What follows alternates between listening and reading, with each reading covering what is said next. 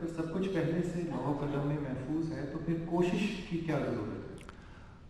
حاضرین و حضرات، دو چیزیں ایسی ہیں کہ اس کی وجہ سے آپ کو کوشش کرنی پڑتی ہے.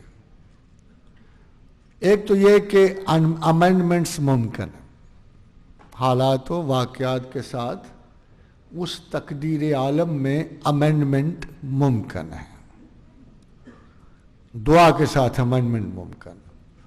حضور نے فرمایا کہ لوگ جس شخص کے لیے دعا مانگتے ہیں اللہ اس کی زندگی طویل کر دیتا ہے.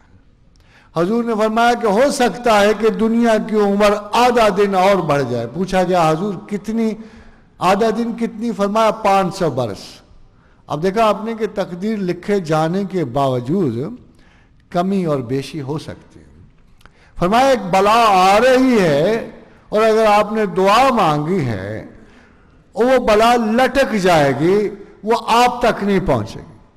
جناب شیخ عبد القادر جیلانی نے فرمایا کہ بعض اوقات اللہ میاں ایک بلا کو مثال سے نکال دیتا ہے، بلا تو نہیں، مگر بجائے اسے آپ کے پریکٹیکل وجود سے گزارنے کے آپ کے سائیکک وجود سے گزار دے گا، خواب کی شکل میں گزار دے گا، کوئی اور تصور کی شکل میں گزار دے گا اور وہ آپ سے ٹل جائے گی. اس لیے انسان کا عمل جو ہے، انسان کا عمل خیر جو ہے، وہ اس کے وجود کے حادثات کا تحفظ بن جاتا ہے. اور انسان کا عمل غیر جو ہے، یہ آپ کو پتہ ہونا چاہیے کہ تمام اعمال جو ہیں امورل ہیں، مورل نہیں ہے، امورل نہیں. نماز پڑھنا مورل نہیں ہے، اسی طرح گناہ کرنا امورل نہیں ہے، یہ سارے امورل ہیں. ان کو رنگ اس وقت ملتا ہے جب آپ کی نیت ان کے پیچھے متحرک ہوتی. یعنی اگر نماز دکھاوے کے لیے پڑھی جا رہی ہے تو یہ آپ کا گناہ ہو گیا، حالانکہ کار خیر. اور اگر آپ نے غلط کام اس لیے کیا کہ بعد میں ندامت اور توبہ کی آپ نے، وہ آپ کا کار خیر ہو گیا. اس لیے اقبال نے کہا کہ گفتہ کہ خیر او نشناسی ہمیں شرست، کہ جب آپ شر میں سے خیر نہ نکال سکیں تو پھر آپ کا اصلی شر. قرآن حکیم میں خیر و شر دونوں کو فتنہ کہا، اللہ نے دونوں کو فتنہ کہا، خالی شر کو فتنہ نہیں کہا، خیر کو بھی فتنہ کہا. یعنی دونوں طرف انسان کی آزمائش ہے، اور خیر میں بڑے فتنے ہیں، خیر کے فتنے بڑے فتنے ہیں. میں آپ کو امام مسلم بن حجاج کی بات ضرور کوٹ کروں گا کہ جو انہوں نے حدیث مسلم کی ترتیب دیتے ہوئے کہی. فرمایا بڑی عجیب بات ہے کہ اہل خیر جھوٹ بڑا بولتے ہیں اور جھوٹ چھوٹا بھی نہیں بولتے. ایک آدمی کی اصلاح کرنی ہے، اس کو کہہ دیں گے رسول اللہ صلی اللہ علیہ وسلم نے فرمایا ہے، حالانکہ وہ حدیث نہیں ہوتی. ایک آدمی کو غلط روایت سنا دیں گے، اس پہ اللہ کا نام ٹھونپ دیں گے.